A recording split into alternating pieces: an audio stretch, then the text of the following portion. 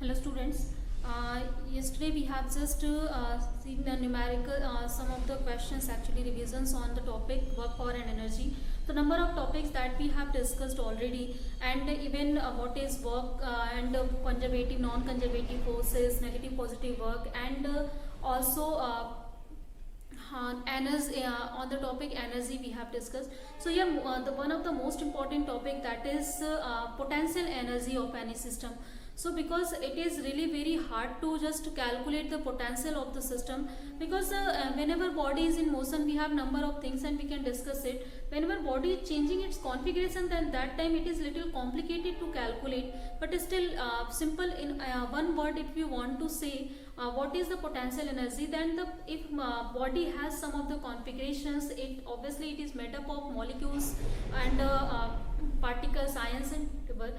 Then obviously that molecules, particles, ions has some of the mass, they have some of the positions. Then due to that they are just possessing some kinds of energy due to their configuration and position, that is known as potential energy. So basically here we have to study two types of potential energies, that is gravitational potential energy and elastic potential energy. So as you know that gravitational potential energy arises whenever there is change in position due to gravity. So obviously suppose that we are throwing any ball in upward direction, or something is falling down. So in that conditions, obviously the acceleration that is acting there, that is z, or the force that is acting on the body, that is its own weight. So due to its own weight, its position is changing. Then the obviously due to change in position, there is change in energy takes place, or that energy is or you can say that obviously whenever there is change in position takes place due to application of some of the force, then work is done there, and that work is stored in the body, that is known as its potential energy. So we can find out in case of gravitational changes, or simple in one word it is called gravitational potential energy. So suppose we a body that is at some point A and it is falling under gravity. So obviously here this is Z, and suppose at any time this just reaches to B, means its position is changing from A to B, and obviously if body is falling, its weight is acting in this direction, and due to action of this just weight, suppose this just cover that is H here. So whenever you know that due to application of some force, this distance is covered, then a work will be done here, and that work you can calculate easily by force into displacement. So force is here mg and displacement is here h, and this work done is stored in the body in forms of potential energy. So obviously this is the gravitational potential energy. You are familiar with this thing already. How to find out, you know that. Now second thing that we studied here, that is elastic potential energy. So in the case of the chapter elasticity we have discussed that, but still that is deleted from that actually chapter, but still it is here contained. So don't be confused if it will be in your examination. So elastic potential energy arises due to change in the configuration of some of the elastic body. Obviously you know that if we just try to apply some of the force to change the configuration of the body, in that case a restoring force that is developed in the system, and that try to bring it in its original condition, and due to that restoring force or due to deforming force, obviously some of the displacement is formed in the system.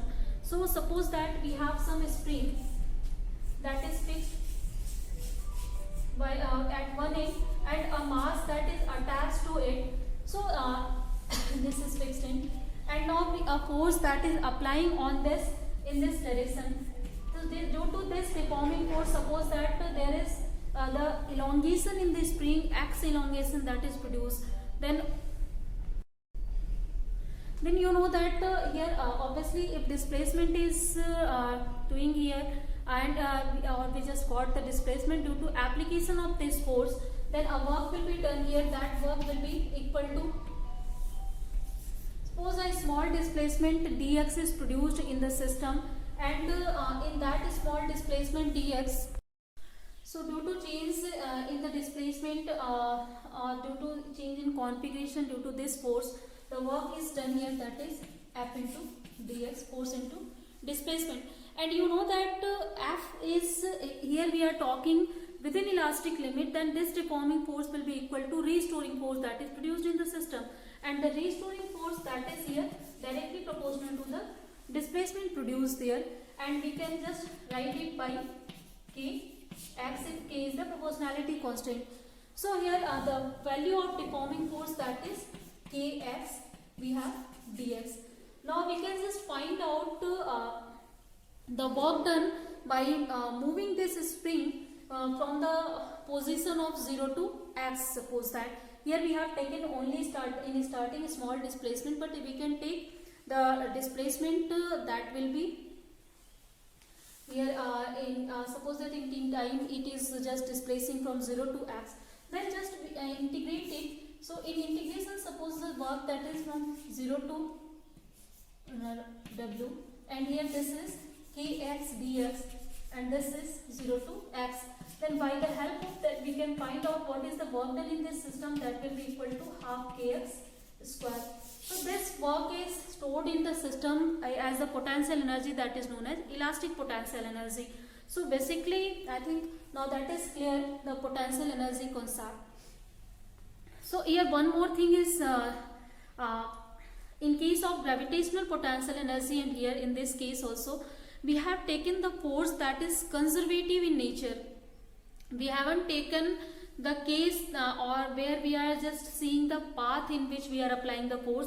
We are only seeing two positions through which its position is changing or its configuration is changing. So definitely here forces that we are taking, that is conservative. So only for conservative forces we have just studied the case of potential energy. Next topic is also important, that is law of conservation of mechanical energy. So you know that mechanical energy is simply the sum of kinetic energy and potential energy. So whenever the sum of kinetic energy and potential energy is always equal during any kind of motion, then that in that system mechanical energy conserved. Clear? So there is a condition for the conservation of mechanical energy. Whenever there will be the action of any conservative force on the body, due to that conservative force, the energy possesses in the body, what is the whatever the potential or kinetic, that their sum will be always equal. Like whenever a body is falling under gravity, then you know that gravitational force is conservative force. It is depending only on the 2 points, initial and final points, not on any intervening medium or path that we are taking. So in that case, if we will see the potential or kinetic energy at any point, sum of it, that will be always conserved. Whenever if potential energy is decreasing, then kinetic energy will increase. If potential energy is increasing, then kinetic energy will decrease, or whatever case. Means always the mechanical energy will be conserved there. Clear? I think number of numericals are important, but its derivation and concepts are also important.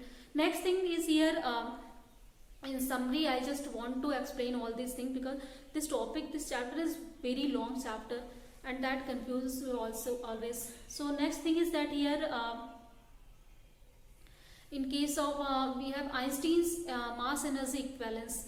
Obviously this topic you know that is very important. So actually first of all, before discussing it, you know that what is law of conservation of energy, because conservative property we have studied in chapter 1. So in case of law of conservation of energy, it means that the whole of the energy of universe, that is always constant.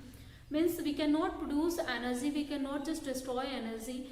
It means the energy that was a decade year before, that is also this time, and that will be also after some of the decade. So or means whatever the time you know. So it means that the whole of the energy of the universe, that is always constant. Only we are just transferring energy into another form of energy, but still we are not producing it, we are not destroying it. We are only converting any form of energy into another form. Clear?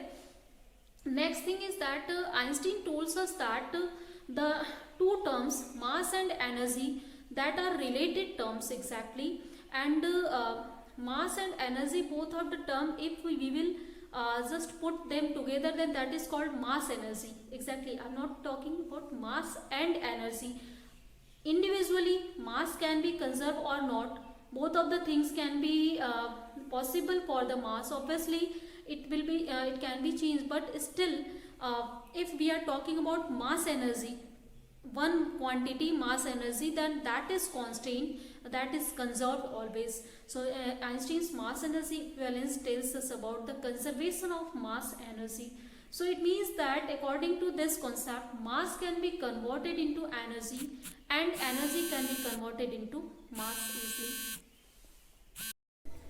So next thing that we are, that is Einstein's mass energy equivalence. So there you know that already still we are discussing that here in according to the Einstein, mass and energy, both quantity are not individually, actually energy is individually, you know that that is conserved, but still mass, that is, if that one thing is individually not conserved, because you know that whenever there is the variation in velocity of the body, that time its mass also changes.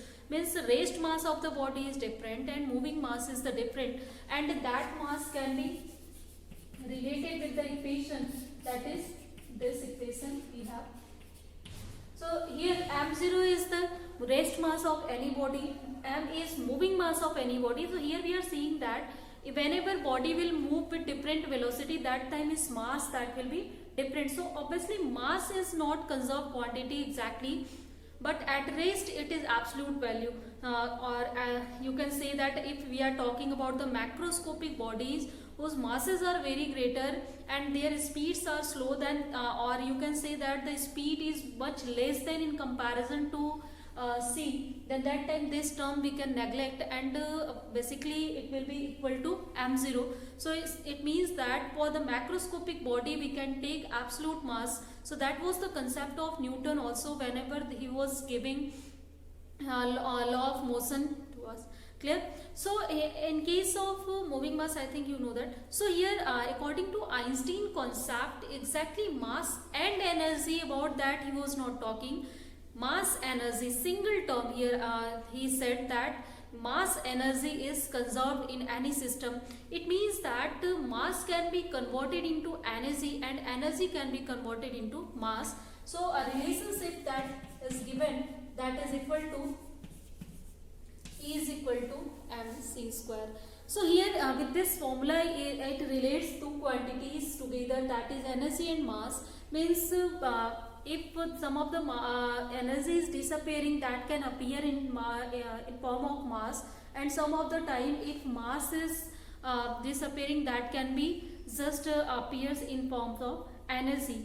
So here example of this is two things we have, that is pair production and pair annihilation.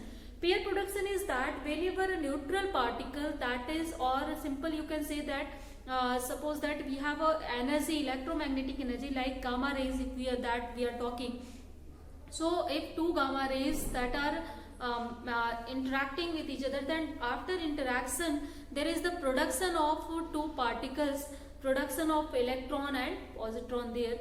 So it means that simple here we are seeing that a pair of charges are produced, pair, or obviously electron has some of the mass. It means that massive particles are produced with the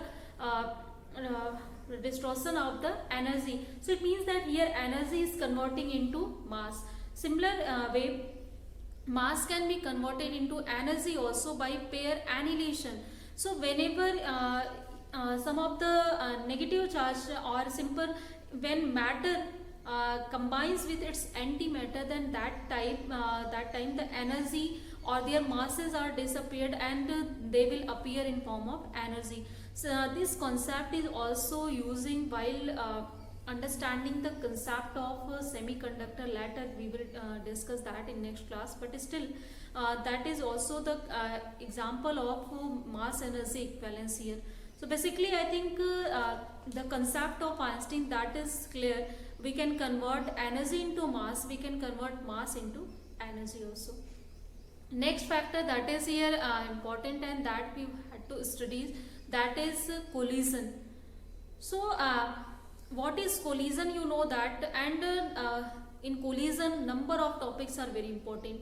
Like first of all, whenever two bodies are colliding that time, and if there is a change in direction or whatever, change in velocity, change in momentum is taking place, then that time it is known as collision. Means if two bodies are interacting with each other, they comes into the contact, and that time we can say that they are colliding. So basically collisions are of two types we have. First is elastic collision, second is inelastic collision. So in case of elastic collision, first collision that we have, elastic collision, the property, there are actually some of the properties that are different in both of the collision. Actually whenever two bodies are colliding elastically, that time their momentum is always conserved. Linear momentum here I am talking about. Here one more thing also, these two bodies are colliding. So here linear momentum is conserved in elastic collisions also. But whenever two bodies, here we are talking about the bodies are colliding horizontally. So if they are moving linearly, or they are doing translational motion, then that time if they will collide, then their, after their interaction, always their linear momentum that will be conserved in the system. Actually linear momentum is conserved in both types of collisions. So now before the collision, if you will calculate linear momentum, after the collision. So suppose that we have two bodies, one is A, second is B. Before collision, this body has velocity u1, initial velocity u1, this has initial velocity u2. Its mass is m1, its mass is m2. Now this body is coming and it is colliding to this body. Then after collision, suppose the velocity of this body becomes v1 and velocity of second body that becomes v2. Then according to the law of conservation of momentum, before collision, momentum before collision, that should be equal to momentum after collision. So momentum before collision, what will be? Momentum of first particle, that is equal to m1 u1. Momentum of second particle, that is equal to m2 u2. This is momentum before collision. Momentum after collision, here m1 v1 for a1, m2 v2 for a2. So here this is the first law that's good in elastic collision, always clear. Second thing is that whenever body is colliding elastically, then that time there is no loss in energy takes place. It means that the kinetic energy of the body, that will be always constant here. Means before the before collision, some of the kinetic energies of the particle, that will be equal to after collision the kinetic energies of the particle. So it means that if you will write in equation form, that this will be equal to, for first particle the kinetic energy is half m1 u1 square, for second one half m2 u2 square. This is before collision kinetic energy, and that should be equal to after collision kinetic energy, that is half m1 v1 square plus half m2 v2 square. So this is two formulas, two laws that can interpret the elastic collision easily. And later a very important topic on this is that if two bodies are moving in one dimension, and if they are colliding elastically, then what will be their speed after collision? How can we calculate it? How can we find it? And suppose one body is at rest, second body is moving and it is colliding, then in elastic collision what will be the condition? As these conditions we are using at number of places. Suppose that if light is incident on any metal, that time we are taking that photon is colliding to the electrons of the metal elastically. So these types of things we have just taken as a application of this. So I think that is now clear. First of all, elastic collision, that is clear. Second types of collisions we have, that is inelastic collision. So in case of inelastic, and if you want to know examples of elastic collision, number of examples also. Basically whenever ionic gas molecules, they are colliding with each other, then that time their kinetic energy is always conserved, their momentum is always conserved, and that time they are colliding elastically, only they are changing their direction, there is no change in their energy is taking place. Second type of collision, that is inelastic collision we have. In case of inelastic collision, the momentum of the body that will be always conserved here. Linear momentum that will be conserved means before collision the momentum that will be equal to after collision momentum. But here the kinetic energy that is kinetic energy is lost in some forms of heat, or simple in this case kinetic energy of the body that will not be conserved after the collision, means some of the energy either this will be lost or it will be increased after the collision. So simple only one type of conservation law that will be followed in inelastic collision, that is conservation of linear momentum. So next topic, that is very important, elastic collision in one dimension, and what will be the velocity after collision. So here suppose that again we are taking two bodies, one body is A, the second is B, and the mass of first body is m1, mass of second body is m2, velocity of first body is initial velocity is u1 and second of u2, and they are colliding. After collision their speeds become v1 and v2. This is A, sorry, this is v2. Then according to the conservation principle, in case of elastic collision we can write equation, first equation, that is m1 u1 plus m2 u2, this is equal to m1 v1 plus m2 v2. So this is the law of conservation of linear momentum. Here we can also just write, or we can just take this one, this side, this will be u1 minus v1, this is equal to m2 v2 minus u2. Clear? We can take common there. This is equation number 1 we have. Next is conservation principle here, that is law of conservation of kinetic energy. So just we can write half m1 u1 square plus half m2 u2 square, this is equal to half m1 v1 square plus half m2 v2 square. And again we can just take m1 one side, you can just take 1 by 2 as a common and cut it. So here if we will take m1, then that will be equal to u1 minus u1 square minus v1 square, this will be equal to m2 v2 square minus u2 square. Now we can just divide this equation by equation number 1. So after division, obviously here this you can factorize it, u1 plus v1 into u1 minus v1. Similarly we can factorize it v2 plus u2 and v2 minus u2. So v2 minus u2, that term will be cancelled out, m1 will be cancelled out, and finally we will get, after dividing it,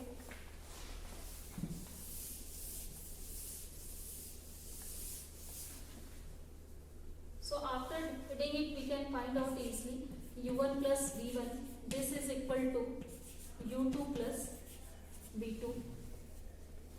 So this is the relationship between velocities that we got after some types of solutions or simplification, and from here we can just see v2 minus v1, this is equal to u1 minus u2.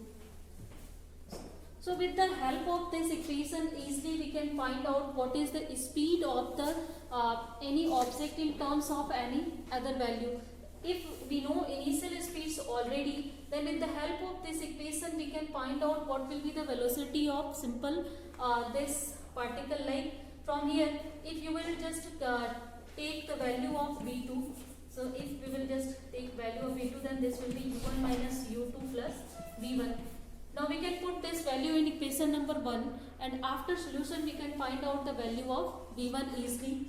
And similarly, after finding out the value of v1, if we will put here, then we can calculate what will be the value of v2.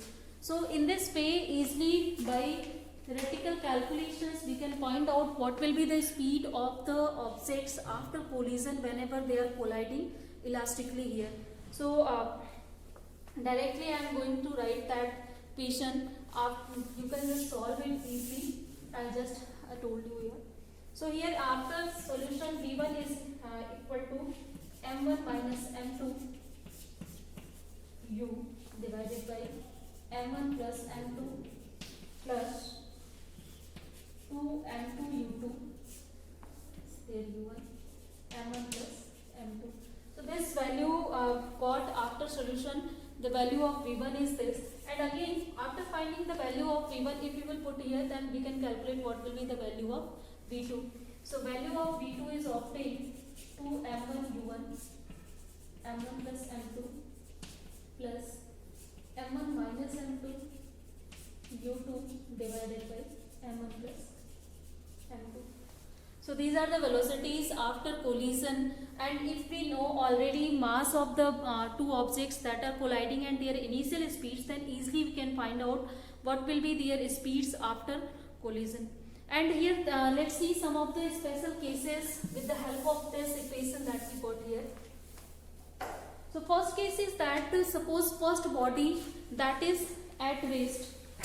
So if first body is at rest, then it means that basically let's take second body is at rest and first body is moving with some velocity v1 and it u1, and it is colliding to the second one, and after collision, if let's see what will be the speed of the two bodies. So as second body is at rest, it means that u2 is equal to 0 we have, and if u2 is 0, then let's put the values here.